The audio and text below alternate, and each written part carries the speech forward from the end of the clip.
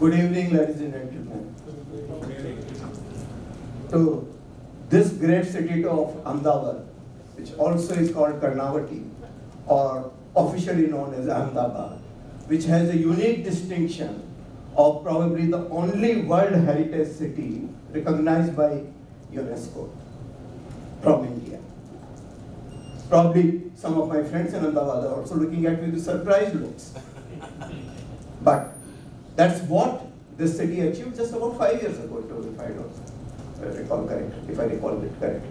So I'm really delighted to be amongst you. People talked about what this city should be doing for this industry. They have started doing it in a great way, and we are in that venue which is given the entrepreneurship, Indian entrepreneurship, as an absolutely new pedestal across the globe.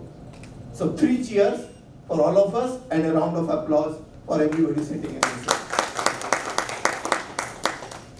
So after listening to stalwarts like Robbie Singh and Ravi Ramakrishnan, I am given this task of taking all of us to a technical session number 1. But I can tell you the combined intellectual power in this room is going to make it worth everybody's time and commitment here. So, without further ado, I will do the honors of first introducing and then inviting 2 very seasoned young professionals. And by the way, there is some hidden talent amongst us, which I will save for the later. So first and foremost, you have heard his name. You know, almost all of you know him very well. And he is given so much power behind organizing this event today, as Rakesh was also mentioning. Young and dynamic Sudesh Jain. Sudesh heads Finance Transformation and Group SSC at Adani, serving more than 500 plus legal entities. Oh man, 3 years ago it was 100 plus. Oh my God. Okay. Across 25 plus diverse business verticals, comprising energy generation and transmission, renewable energy, solar cell manufacturing, cement, airports, ports and logistics, gas distribution, and real estate, amongst others. He is a qualified chartered accountant with over 20 years of experience working across multiple industries. And he is a certified Lean Six Sigma Black Belt and a certified advanced RPA professional. I'm not surprised. And he is also an avid traveler, reader, and loves music. So let's welcome Sudesh Jain. And now, with much delight, I would like to introduce Nitin Jain, Chief Executive Officer, Welspun Transformation Services. Wonderful. Nitin is currently the CEO of Welspun Transformation Services Limited.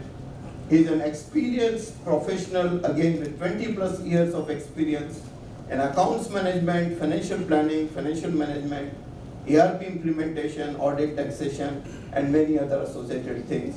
In the interest of time, I would jump further to say he completed his bachelor's degree in commerce from Meerut in 1999, and then did his CA and started his career in Delhi NCR. He spent 12 years in CNH Industrial, holding various roles such as commercial controller, payable controller, shared services controller. That's when we first met. Yeah. Okay. And in 2019, he joined Welspun Group as the head of shared services and quickly rose to become the CEO of that separate legal entity called Welspun Transformation Services Limited. So, Nitin, most welcome.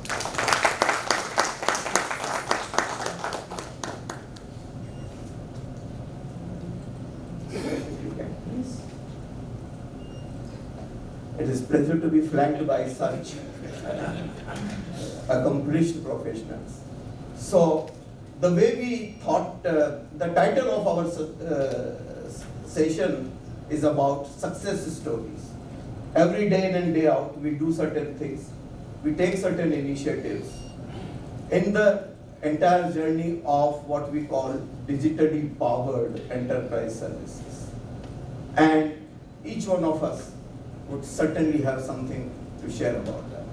But I have the pleasure of getting to hear, along with all of you, how they have used digital empowerment and capabilities to make significant impact on the business.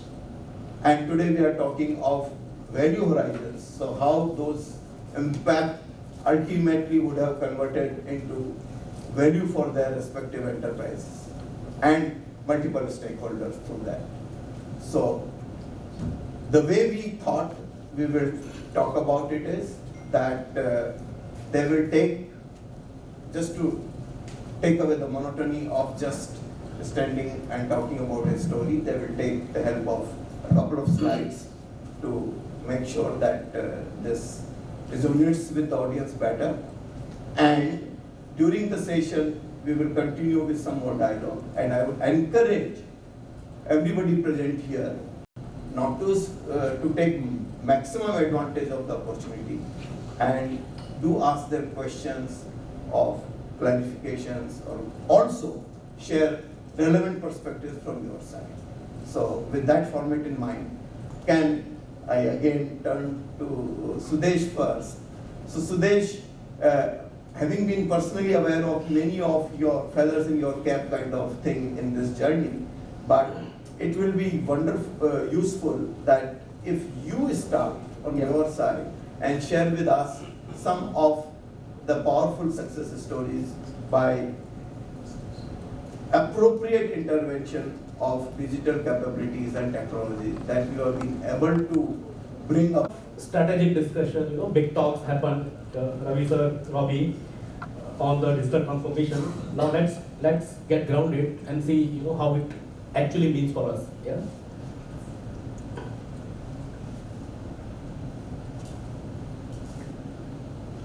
Yeah. So when we say digitally powered enterprise function, first let's see what is digitally powered enterprise. Yeah. So there's a Enoch Center a couple of kilometers away from this venue where we are sitting right now. This center is kind of monitoring and managing 10% of India's energy requirement. 155 million Indians are getting energy from Adani, which is controlled out of this center, entirely digitally powered.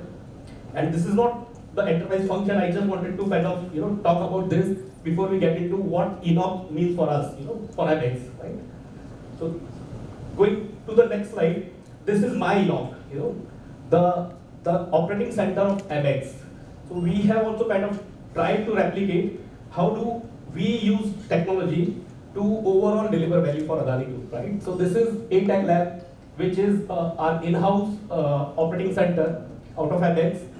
This lab has delivered 200 plus bots, and as Ravi sir mentioned, RPA is not the only digital transformation. This is part of that. But yeah, we started with bots, 200 plus bots delivered in last 3 years' time.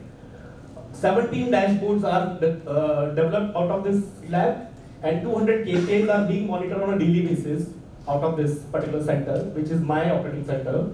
And I have an in-house capability of developing programs using Python and other languages as well. Yeah. So coming back to the success stories, what this lab has delivered for us, I'll take a couple of examples, couple of case studies to discuss that further.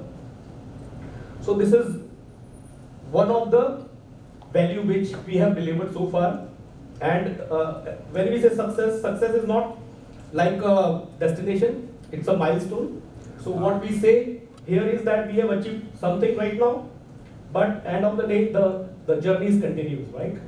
So what we have done so far is that we have used RPA, Python, and Vim customization to kind of make sure that 20 lakhs plus invoices which we are getting from 45,000 plus vendors across 200 plus sites, and all of them are removed, then all of those invoices are going through a particular criteria. There is no duplicate, there is no excess payment happens, right? So for that, what we did is we developed 13 unique combinations using RPA plus Python. RPA helps us to kind of extract data and compare data, but Python does some cleanup of data before it goes through the validation cycle, right? So this particular development which we have done has, in last couple of years, has delivered 455 million INR rupees impact to the group, right?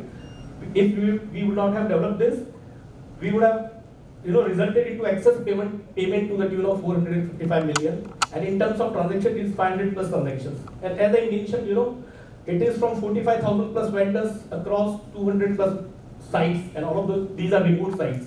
So it becomes very important for us centrally that we keep a close eye on all the invoices which are coming to us. But as I said, this is not a destination, this is just a journey. What we are now doing, we are going to take this to a next level, and then it will be RPA plus. Yeah? So the RPA is already done, Python is already done. Now we have initiated 2 projects to kind of take this journey to a different level. One, with the help of ELY, we are going to, or we have started actually, we are going to develop AI ML driven analytics on top of this data. So today what happens is, when all of these codes runs on a daily basis, it gives me 300, 400 transactions as output, and out of which 99.9% would be false positive. So analyzing all of these transactions and identifying the right case is also a challenge. What this will do is, this will kind of clean up the data, this will see the patterns, this will see the signals, and accordingly reduce the false positive universe for us. So that is one activity, one project which we are going to do, and this will be finished in next 3 months' time. It is already half done. Second, which is very, very important for us, is that there's a company called CBR. They are an AI lab company. With their partnership, what we are doing is, we are doing an image analytics projects. So as I mentioned, we get around 20 lakhs invoices every year. So if I talk about 2 years data, it's like 40 lakhs invoices. What this development is going to do is this: every invoice when I receive, in a fraction of second, this will check this invoice with 2 years data, which is like 40 lakhs invoices in background, and tell me the similarity score or the duplication score, right? And lots of technologies are going to be used here. You can see that computer vision technique, which is one of the aspect of this. Second is document similarity technology, and third is OCR. So combination of these 3 technology, we are going to kind of take this fraud and duplicate checking mechanism to a different level. Yeah. So this is one value which we have delivered so far, and we are planning to deliver in next 3 to 4 months time. Second is text transformation. I keep on talking about this function in all the forums. I have presented this before in the shared services forum as well, but this is very close to me. Why? Because if you see, our complexity, as you also mentioned, 500 plus legal entity, and when it comes to GST, it is like 1300 GST registration. This is bigger than a practice of any Big Four audit firm. I have visited multiple offices of Big Four. No single location can handle this kind of volume which we are handling. How do we kind of, with the limited people, how do we kind of ensure that each and every compliance is happening on time with 100% controllership and accuracy? Because this is the end of the day exchequer's contribution, right? So using multiple technologies, we have done lots of transformation around this area. I will not talk about these things in details because this is something which is self-explanatory. But just to kind of touch 1 or 2 items out of this, I have to talk about input tax credit reconciliation, which is the most tedious process in any of the GST practice. It used to take 15 days time previously. Now with the help of multiple technology, integration, API, this, that, we have reduced the overall turnaround time from 15 days to 4 hours. So yeah. So today what happens is, on 21st of every month, once the GST and 3 return is filed, we just run these, this combination of technologies, and 22nd by afternoon, we get the final reconciliation of all 1200 plus GST registrations across the group. And the value of this is around $2 billion when it comes to impact, yeah. And 99.9% GST reconciliation is happening through this technology. So this is also one of the, I feel, impact which is given to the group, and hence I always talk about this. Now, little bit talk about future. This is the last slide. So, because the topic is future of digitally powered enterprise functions, and hence I wanted to kind of talk about a little bit of future as well. So 3 projects we have initiated recently, I mean very initial stage. One is cognitive invoice processing, AP, as you mentioned Ravi sir, that this is something which is very important because this is payment going out, yeah. So in last 15 years of shared services forum, other forums, we always talk and see AP transformation stories through workflow, through API, through bot, this, that, but end of the day, the AP function is still AP function. People of AP function are still there in all the companies. I have visited all the shared service forum. You ask the number, they will say 100,000, 2,000. Whatever transformation they do, they will have people, right? So how do we kind of ensure that actually it is automated, end-to-end automated? What we are doing is with IBM, we are doing a cognitive invoice processing project, in which the element which is still manual after implementing all RPA, all workflow, all automation, which is a decision making of the person who is the agent, finally, whether I need to adjust or not. The advance is like, but whether I need to adjust or not. The TDS code is coming, but should I actually use this or that? That particular function we are going to automate through this cognitive invoice processing, and we saw a small POC with them as well. So there is an art of possibility. We will explore this in next 2-3 months time, and then we'll use it as a full-fledged technology, implement this. Second, which is very near to me, is the use case around generative AI. So they have a technology called IBM's Watson.ai. It is similar to ChatGPT, but this is IBM's proprietary tool for the enterprises. So what we saw there is that this has the capability to kind of benchmark your financials with the industry standard or with the accounting standard. Indias, for India it is Indias plus clause 49 of listing agreement plus lots of other requirements. So for a company like us, I have to generate 500 financial statements every month by 5th.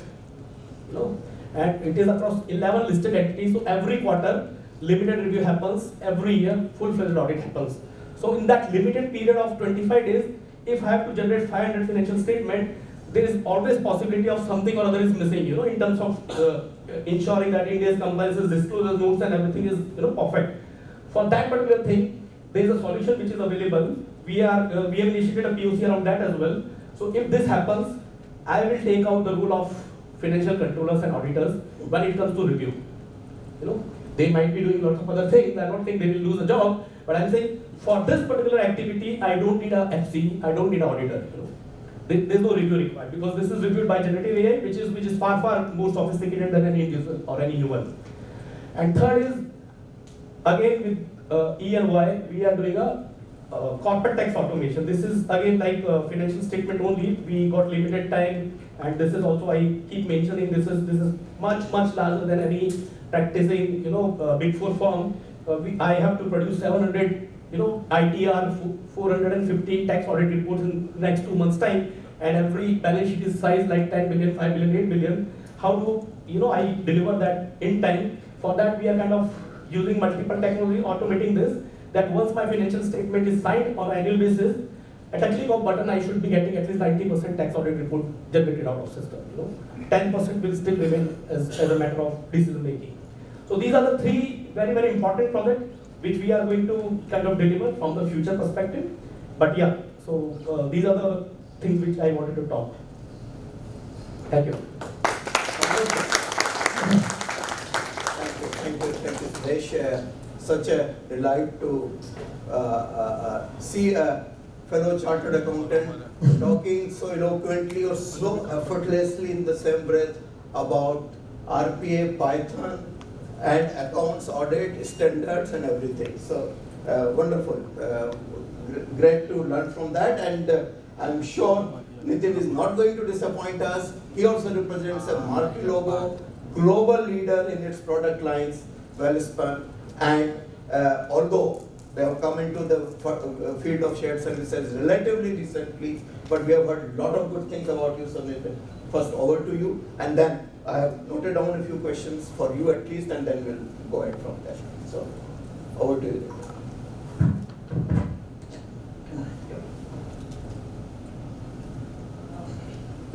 So, good evening all. This is Nitin Jain, and first of all, thank you SSF team for inviting me. It's our privilege to be here along with my team. And I used to go to maybe Mumbai, Hyderabad, Bengaluru to have such session. It's really wonderful that we are having this session in Ahmedabad, and I'm assuming that in the coming future, especially post lots of shared services are moving into the Ahmedabad, which is mic. And I'm assuming that in the coming future there will be multiple such sessions in Ahmedabad. So.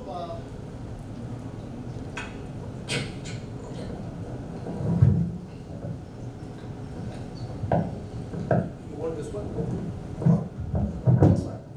So regarding Welspun, although it's a known name, but still I have added a few slides for Welspun. Welspun is very known brand into the home textile, pipe and steel vertical, infra vertical, and we have a global presence. This is last year number, which is we generated the revenue of $2.7 billion. And this year we are going to achieve $3.5 billion because recently we took Syntex, and there's a good growth plan in the home textile in the pipe business. We have 26,000 employees overall across the globe. In US, UK, we have plants in Telangana, Dahej, Mandya, Bhopal, Vapi, and Jar. We have the fixed assets based of US dollar $1.1 billion. And of course we have listed companies like Welspun India, Corp, Enterprise, and we have 1 lakh plus shareholders. Okay. So this is it's very known. Like we are #1 brand in the world for home textile. So we are having close to 45% of market share. In US, every 4th towel is the Welspun towel. Every 7th bed sheet is the Welspun bed sheet. We are #2 in the pipe and the steel vertical. And of course, because our 98-99% revenue is coming through the exports, so that is the reason we are not very known name in India, but now we have started our focus, which is Har Ghar Se Har Dil Tak Welspun, and then now we are going to have the focus on the Indian customer too. We have the Welspun Enterprise, which is the infra vertical, Delhi Meerut Highway, if you heard that. There are multiple projects we are running through this infra vertical, and then recently we opened this logistic vertical, which is the Welspun warehousing. Recently we took the Syntex, so we are opening this plastic vertical also under the Welspun. Okay. When it comes to the WTSL GCC, we are quite young. We started our journey somewhere in 2019, and it was just the pilot. Like any other shared services center, probably somewhere in 2020, we were thinking whether we took a right decision by opening this shared services center, or we will move into the old version where the finance was managing by the finance and so on, because there were huge multiple escalations, especially in the complex structure like what we have, and also the change management was always tough. But one thing which helped us to reach here is the sponsorship. Our chairman, Mr. B.K. Goenka, was the sponsor for the shared services center. That is the reason that unlike many other shared services center, this shared services center is directly reporting to the chairman office. So that itself shows the the trust level. That itself shows the values, what the group is thinking that what this Welspun GCC can get. So we just started our journey with 90 employees, and somewhere in 2021 as a cost center in 2019, and in year 2021 we became the profit center. We started our profit center journey with the capital of just 1 lakh rupees, and it was the first year that from that 1 lakh rupees of capital, we gave the dividend to our shareholders worth of 3 crores of rupees. And our business valuation as of now, and you are right, this is not something like on the business valuations where we took some help from outside. This is something that the people are ready to give the check of $20 million to buy the shared services center. Of course, we are not going to sell this. Our plan is to sell our services outside Welspun also in the coming future. We got many internal, external awards. This shared services center or this GCC is not only managing the finance and accounts, we are managing the master data management, we are managing the HR, we are managing the secretarial practice, procurement, merchandising, and then now the legal function, and it's a global shared services center. So we are serving the Welspun US, Welspun UK from the same center. We have 2 centers, one is in Vapi, another one is in Ahmedabad, which is a recent one, and then a very small shared services center in Mumbai. On overall basis, we have 500 plus FTE. Of course, we are not tracking ourselves on the basis of number of FTEs. We are tracking ourselves that what value we are creating for the business, what efficiency we are bringing on the table, and then the very important thing that whether when the business is taking the decision, whether we are sitting on the same table or not. So that is something which we are thinking that that is a parameter for our group.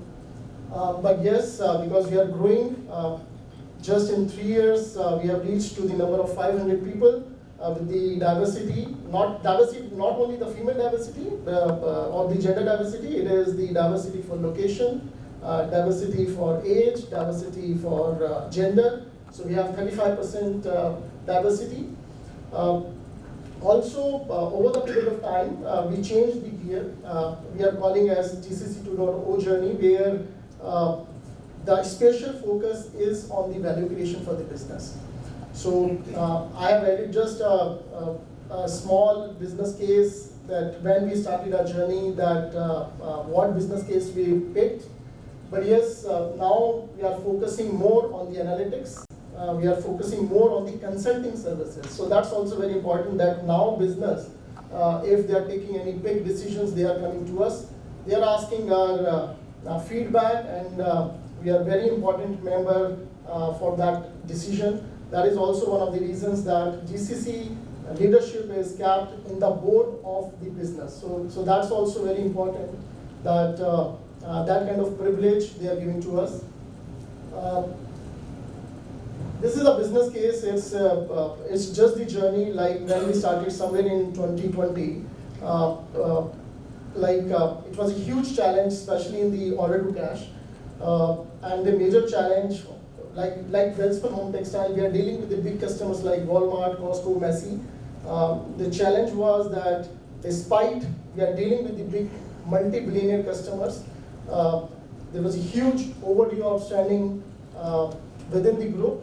And because the reason was each customer was having their own process, so they were not, accepting your document.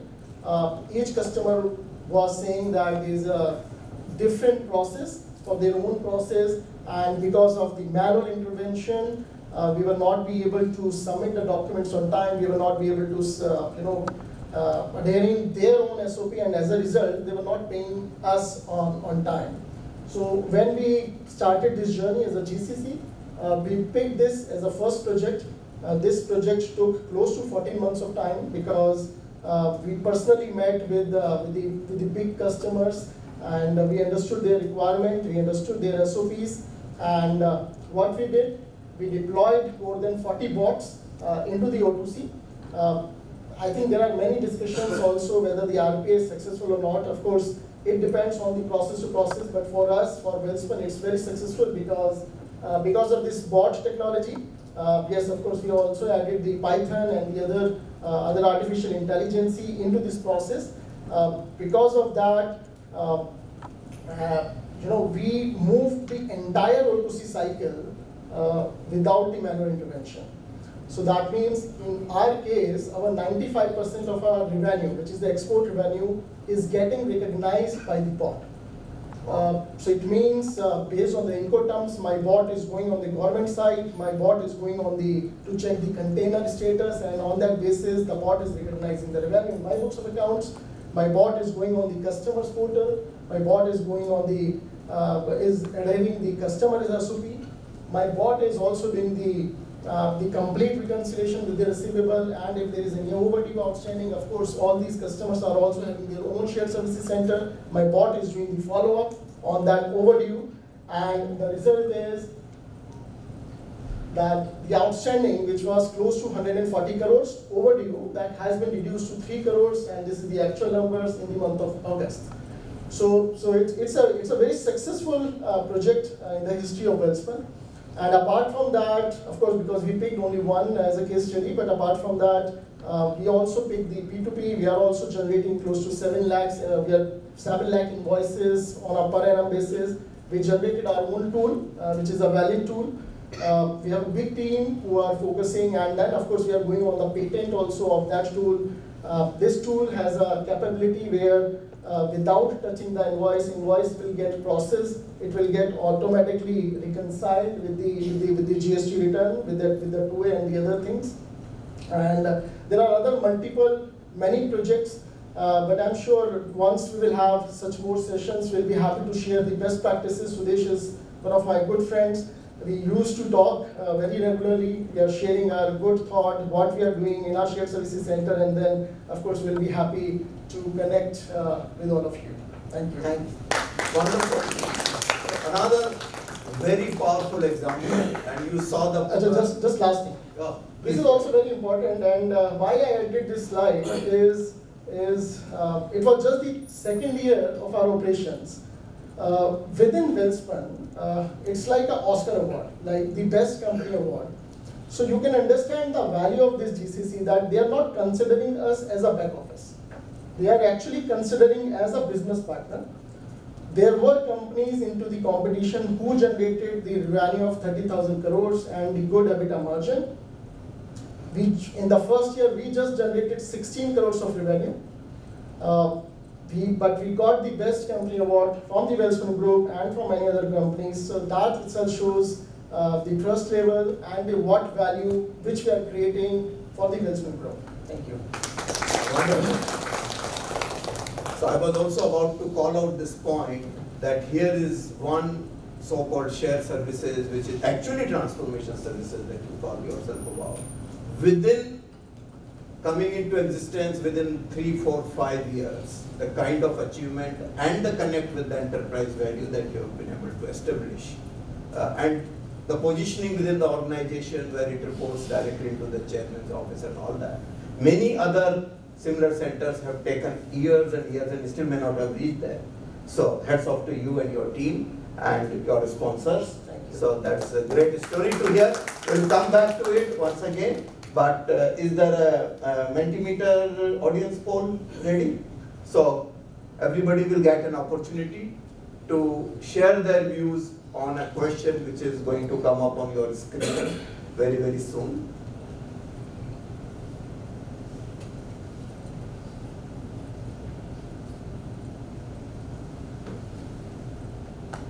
Sure.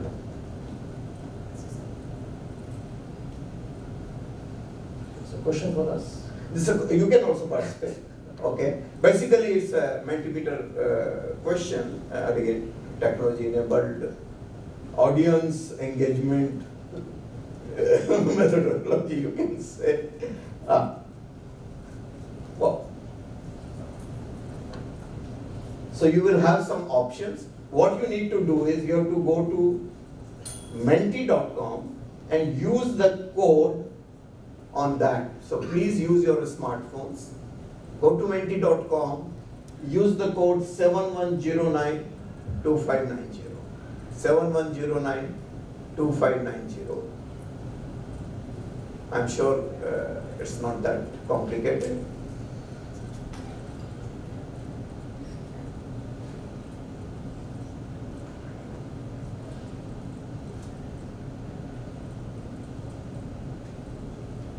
The code is 71092590 if you want.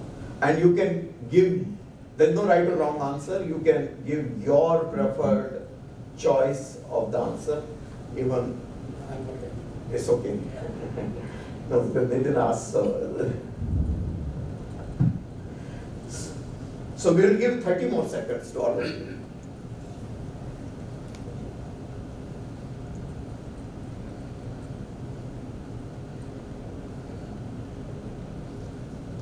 What is the most impactful benefit to the organization due to digital transformation?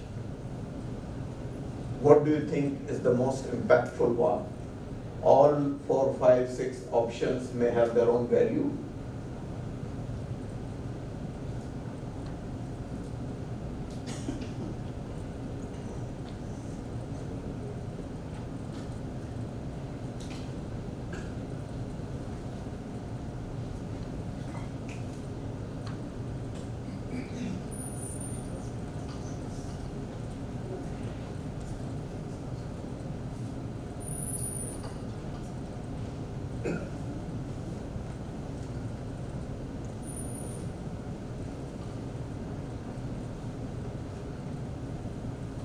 Ten more seconds, please. Still some fingers at work. More or less, the house seems to have given its views. So let me try and read it out. Done? Yeah? Okay. So pretty much 3 bars are standing out. The first one is the 39% decision transformation through rapid and real-time analytics. So decision support or decision, now nobody calls support, decision transformation, quality of your decisions would get improved through digital transformation. 8% feel that. And there is an equal vote for 2 other benefits, that is improvement in performance and service effectiveness, and probably a linked point of enhanced customer experience. So while improved performance slightly inward looking, improved customer experience is also a similar thing but external looking. And a few of you definitely felt more about control, governance and compliance. So I can understand how many people are in control and the governance functions here. Okay, so with that, you can take it off, please. Thank you very much. Couple of questions. And I will first turn to Nitin now. Nitin, given the relative age of the journey that Wellspun began and all that, and you also touched upon it in that the first few months were like, oh gosh, where have we landed and all that, and whether it was even the right decision in the first case to walk on this path. What were the key strategic factors apart from the sponsorship that you already touched? But I'm sure it was more than that. And you would have personally led from the front to address those 2 or 3 top challenges to ensure that you are back on the track of giving the transformation related journey and benefits to your organization. So captive shared services, managing the captive shared services is always tough because you are dealing with the internal people. Internal people know the hierarchy, internal people know the escalation matrix well. So as a head of shared services or as a CEO of this captive GCC, I always focused on 3 things, on 3 C's rather. 3 C's. Which is one is culture, one is customer, and one is the cash flow. So we focused a lot on the culture because when we start any GCC center, there are rebadged employees which come from the retained business, and many times it happened that at least 40-50% people we are hiring from outside. So it's really tough to, in the beginning, it's really tough to manage that balance. So that was our first focus, that how we can create the culture for our GCC where the experienced people, they should not feel that where they came, and the new people, they should not also feel odd that they're experienced people. So we focused a lot on the culture part, and in this culture, like it was a tough time for us because in the beginning it was a 6 days culture. We were sitting in the plant. There were dress code and so on. So it was a tough change management for the business too. When we started like 5 days a week, no dress code, flexi hours, work from home, periods, leaves for women and so on. So, so on the culture part, we touched, and it helped us to, to create that experience for our people. When it comes to the customer, because we are captive, and I always tell that to my team that when we are saying customer, it does not mean that we need to deal with the external customer. Everyone being the support function, everyone is your customer. So have the customer centricity and the collaboration in mind. Try to give the wow experience to your customer. So probably managing the SLAs, managing the KPIs is something which you are supposed to do. So do not think that if you are processing the invoice maybe on one day, or if you are making the bank reconciliations, the GST reconciliation and so on, so then you are giving the wow feeling. No. Probably you need to do something extra for your customer. So we did this. So we did, first of all, we met with the customer, we understood the voice of customers, where they are facing challenges, especially the customers. So this is also very important, the communication piece. If you are having a very transparent communications with your customers, having regular feedback, having regular your customer satisfaction score, and then sharing the actionables on the basis of that feedback, then probably the customer will get the confidence, because for them also it's a big change management that maybe the people, they were having the 400 people under them, they were thinking that they are the boss, and then tomorrow these 400 people are getting transferred to the shared services. So we also need to understand that point of view. So we focus on that. And the last one is on the cash flow, which means my P&L. Although we are captive, from the day one, we are not considering ourselves as a part of Welspun. We are always considering as a part of third party. They are also treating us as a third party. We are also considering them as a third party customer. There are very strict governance, very strict governance, very strict SLAs, penalty clauses are there in my agreement. So all such things are helping me, or helping my shared services center to meet out that expectation. So on that day one, as my chairman told, that even if you will generate the 1 rupees profit, that is okay for me, because if we are creating a separate legal entity, having the separate revenue and the expense, our balance sheet will show our actual picture. So we focus on that. So why we are so successful in Welspun GCC? One thing which I wish to tell with all of you, that today we are 500.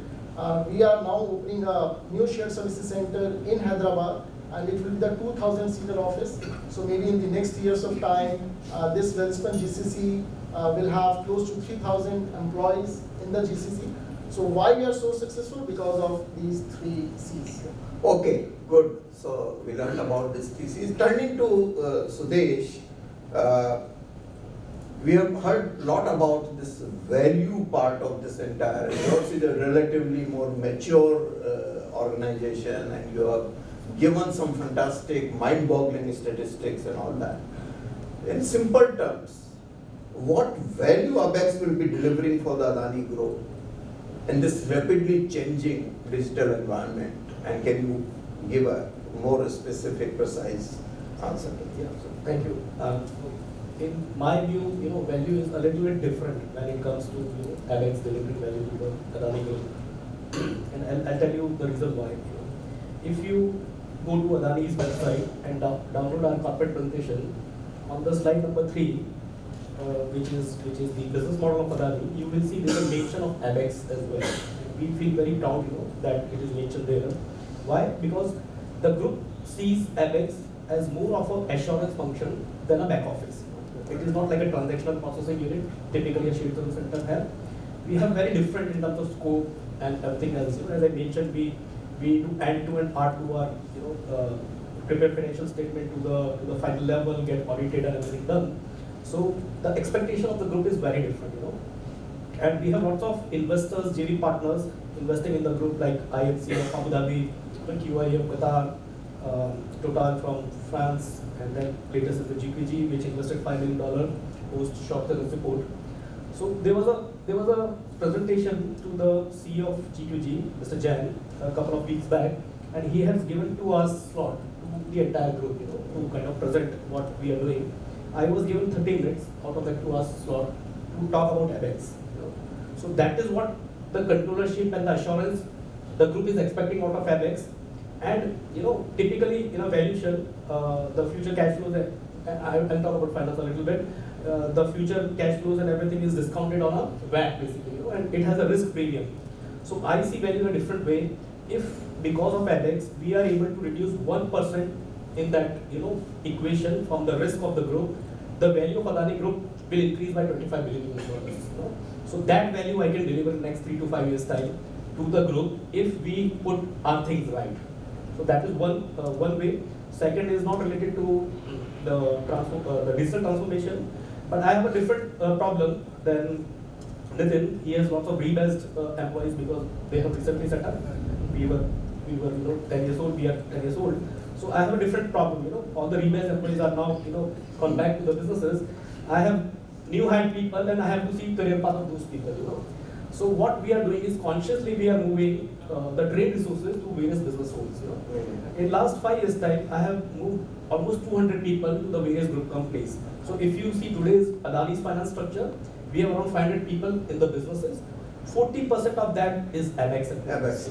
Wow. And in the controllers as well, I have 5 controllers who have worked in ABEX and now they are in the finance. So when you talk about future, I see this in a way that in future, the finance organization, the retained finance organization should be ABEX organization. I aspire to become an incubation center for the growth, where each and every person who is required in finance will move out of ABEX. They will not have. I'll train and move the people to the businesses. Wonderful.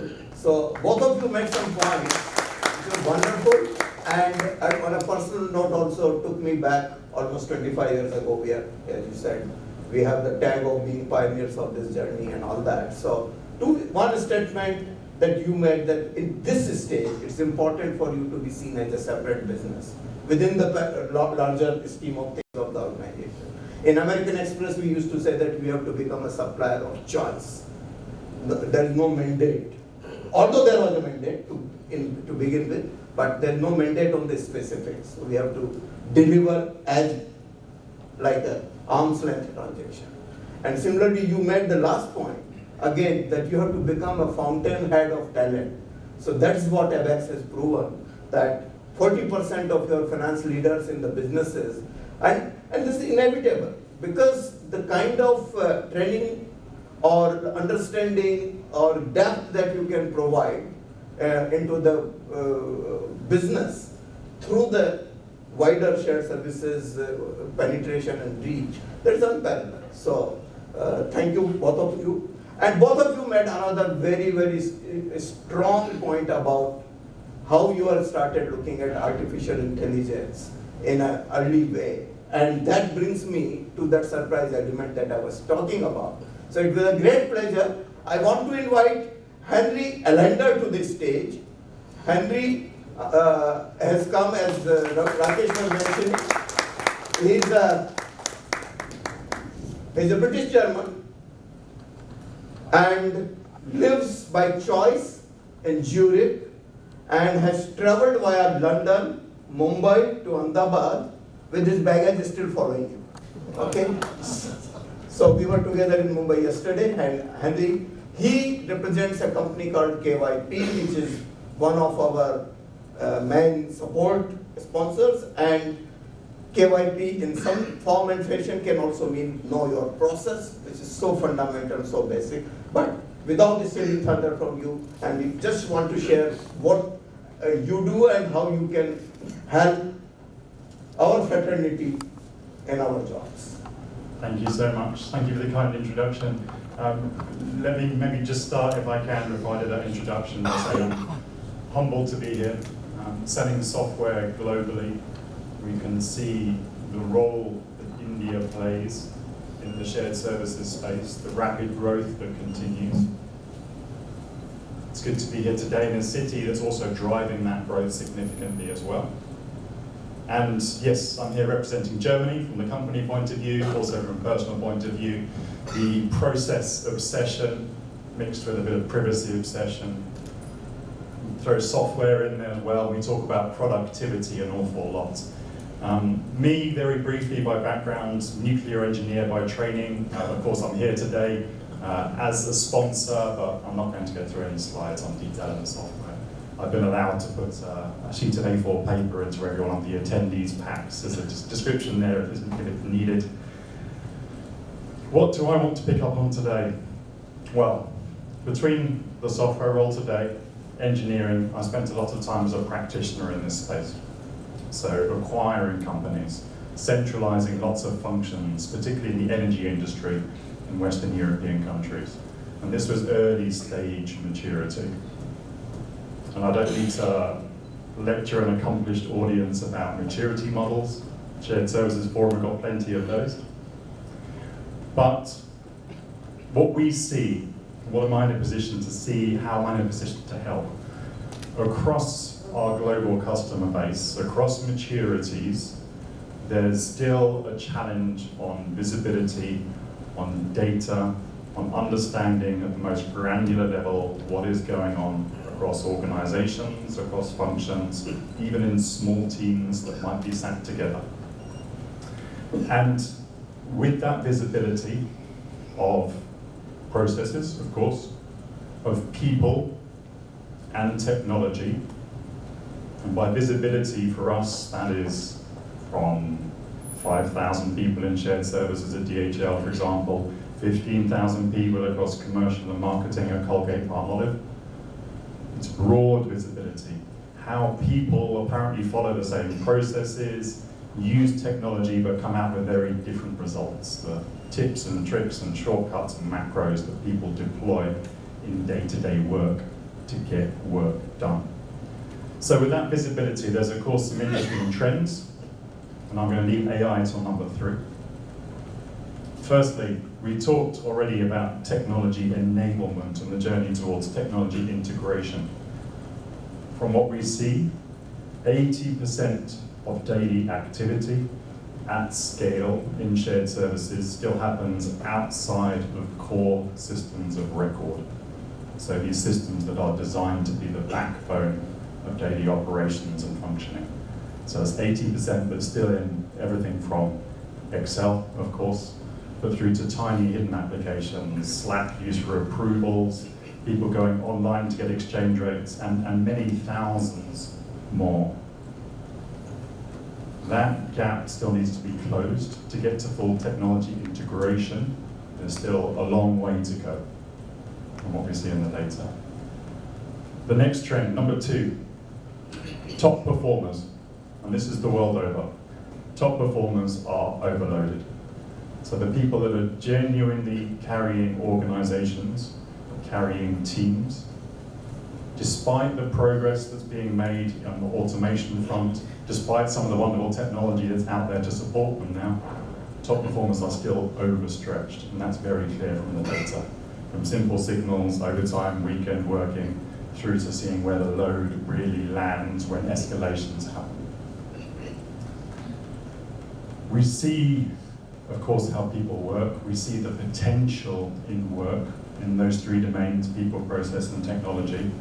And we're lucky, we're privileged to be able to see the applications and the impact of AI technologies as well.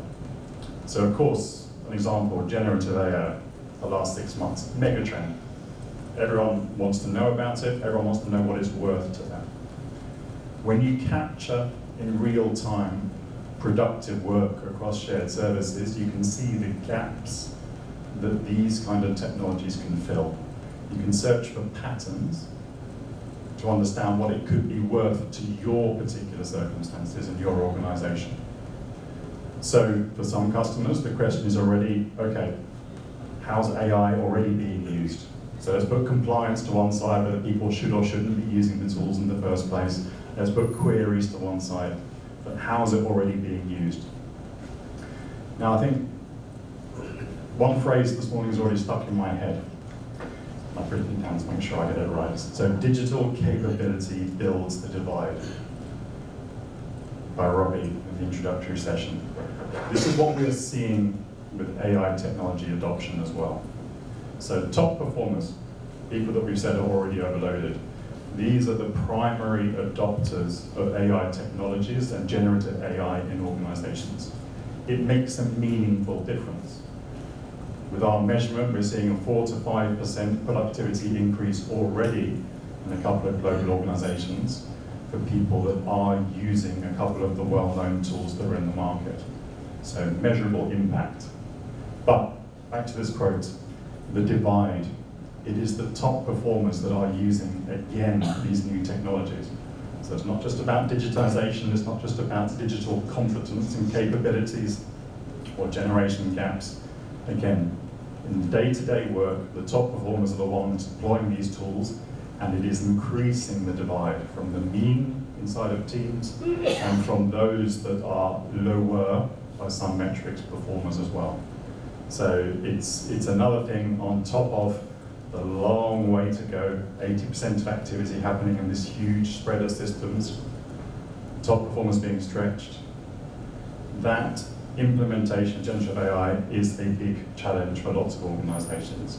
And if people are, of course, looking for how to measure that, how to do so in a data-driven fashion, understand what's going on, then I'd love to discuss it further in the breaks.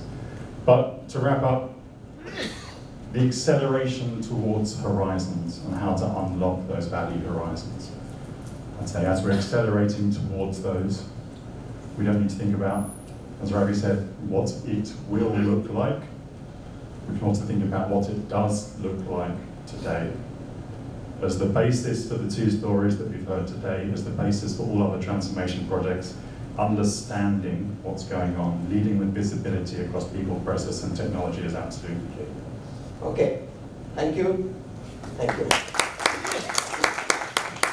So we are a bit behind, but still, I promise that everybody in the room will have an opportunity to ask questions to the panelists. So, quick ones. No prize for first hand going up, but still. Any questions for either Sudesh or Nitin or Henry, the towering personality here, literally and metaphorically? And you can take a seat. Okay, we can get a chair. Just get a chair. Questions? No questions. I think the real, yeah. The mic, please. Right here.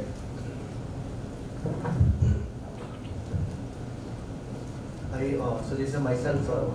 You know me very well. हमें बता दीजिए। Yes. So the question is related to. No, please take your name. Introduce yourself. Yes. So myself, Saurabh Verma, I'm part of Wealth Fund Transformation Services Limited, and my question from Sudesh sir.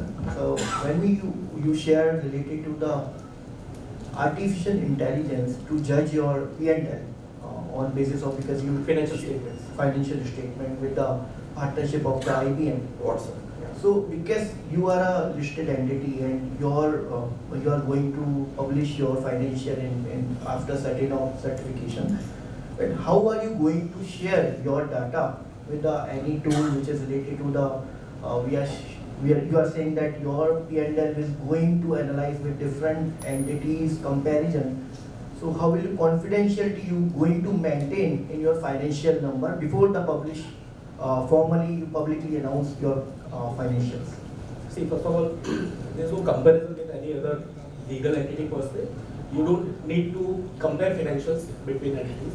What I meant was that the completeness of the financial statement with respect to the accounting standards, which is in India, it is Ind AS plus listing agreements plus any other requirement from MC and all of those things. It will do the sanity check with the laid down acts versus what the financial statement you have prepared, right? And how it works is basically it goes to the numbers and see if there is any transaction like M&A, like new acquisition, new loan, what is the relevant disclosure which should have been there in the notes, whether it is there or not there, is what the generative AI will do. I mentioned that Watson X is an enterprise solution. I can do this with Chat GPT as well. But why we are going with Watson X? Because this will be an on-prem solution, sit in my premise, in my firewalls. No data will go out unless I publish it formally. So it will be within my environment. No comparison with any other companies per se. This is the application of accounting standard sanity check with respect to generative AI as a technology. Is what we are doing. Okay, thank you. Any other? My question to Nitin. As you have told me, your GCC is not a cost center, it's a profit center. So I just would like to know how do you charge to your GCC and how it is compared with the market basically. Because in the market there are the professional GCCs, SCCs.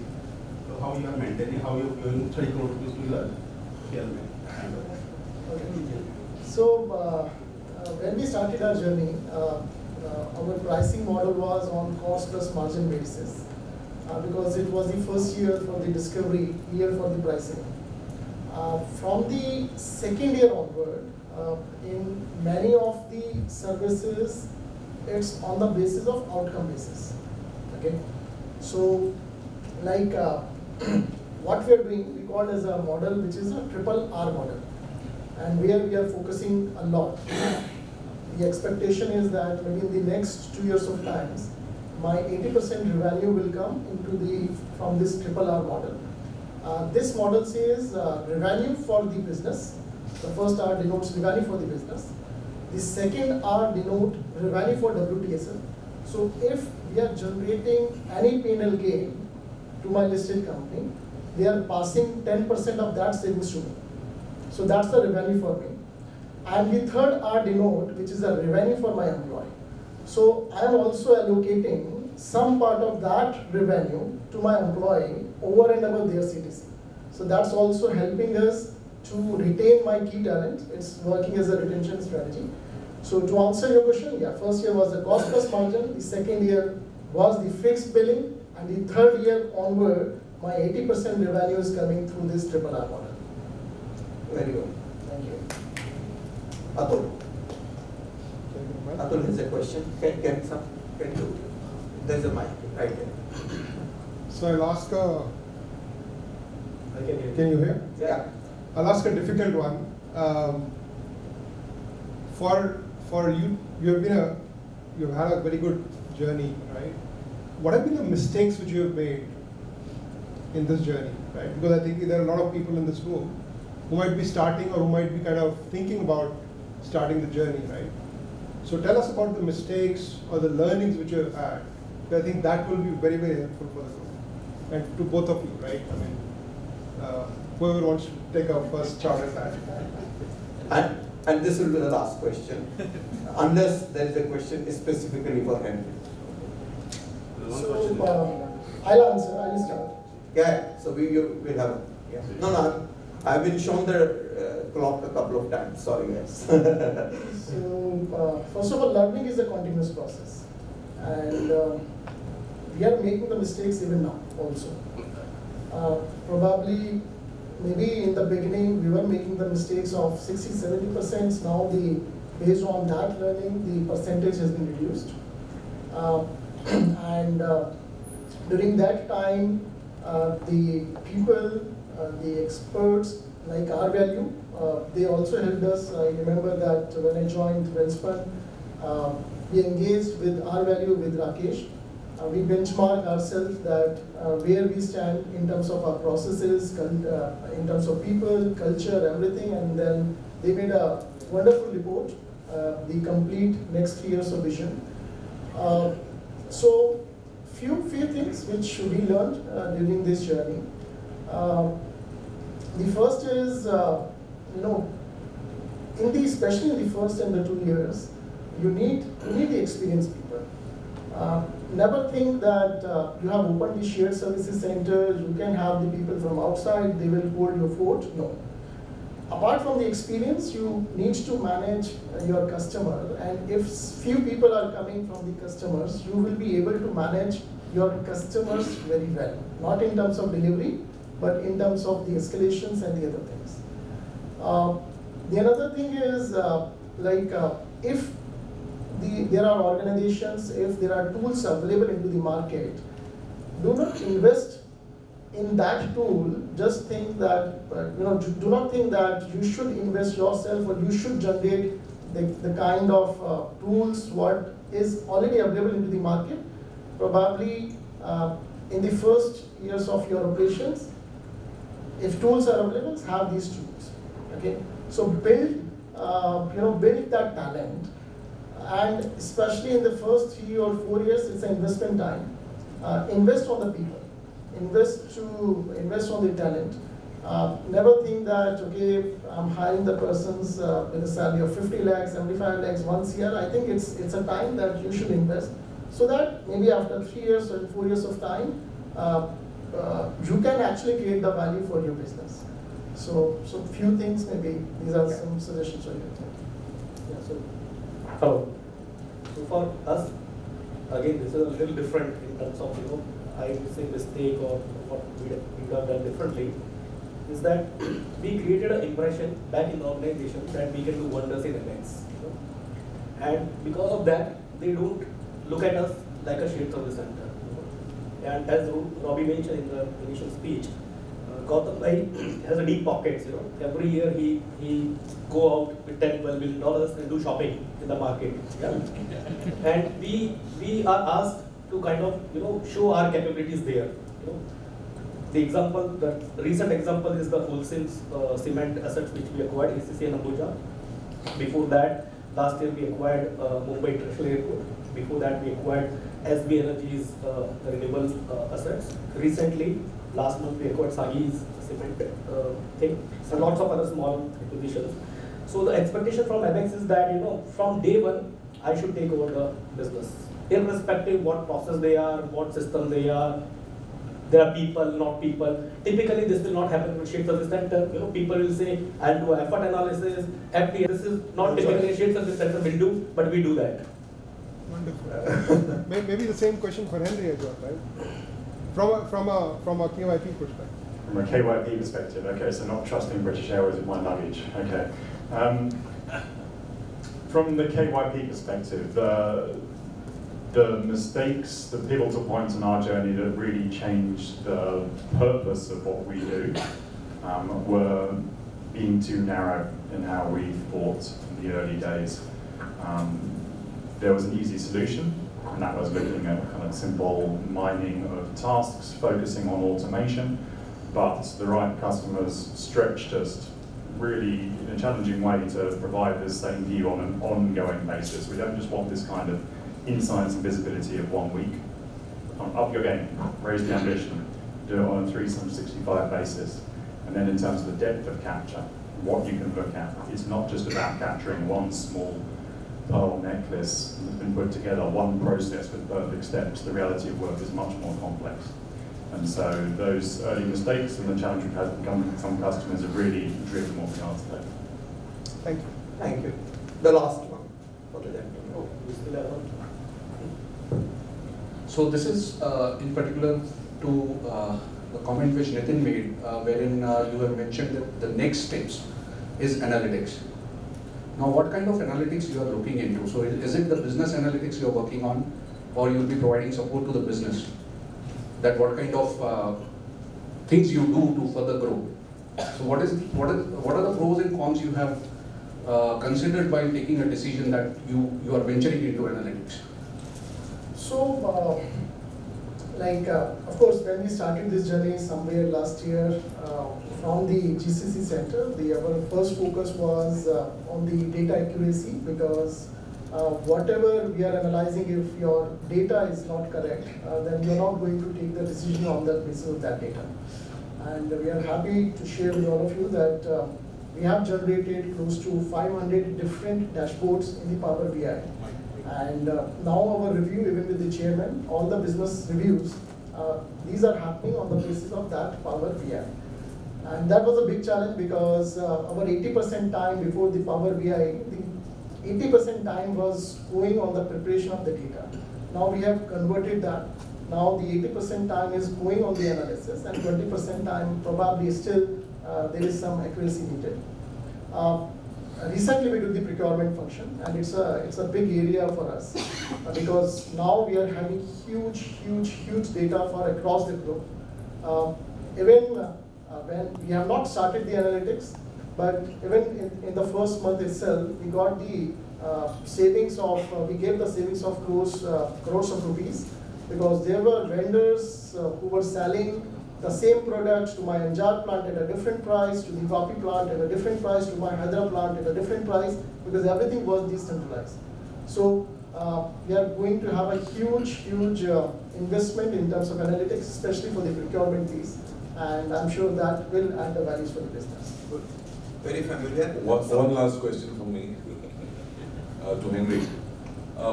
What are the chances of AI, or is it just a layer above the core systems, or do you think that AI can really become core? So the challenges we see at the moment are really early days challenges. It's still figuring out the applicability, it's figuring out the value, the business case behind it. So most of the boards and customers we speak to, there's a clear diktat to research what this is worth, where it can be used. I think it's too early to say how much of an impact it's going to have and how fast. But the real lived challenge that we see is how to quantify it. Is it worth the hype at the moment? And figuring out then how much to invest in it. So it's still year 1, year 2 decisions from the majority of the customers to highest. Okay, so very interesting. Wish we had luxury of time to continue. That's what we'll have to come back to Ahmedabad for a full day. Most welcome. So on that note, ladies and gentlemen, it's a great pleasure. You have been wonderful audience, and we have had some excellent presentations.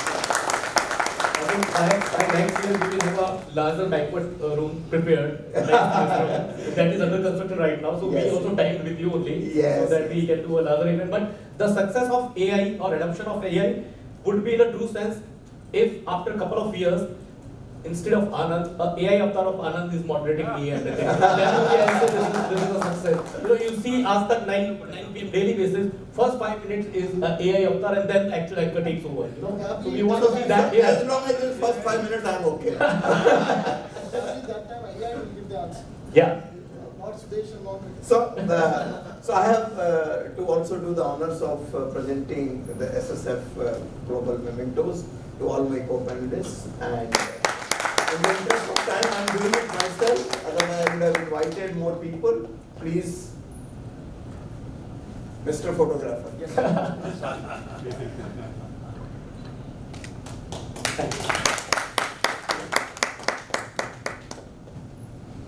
Nitin.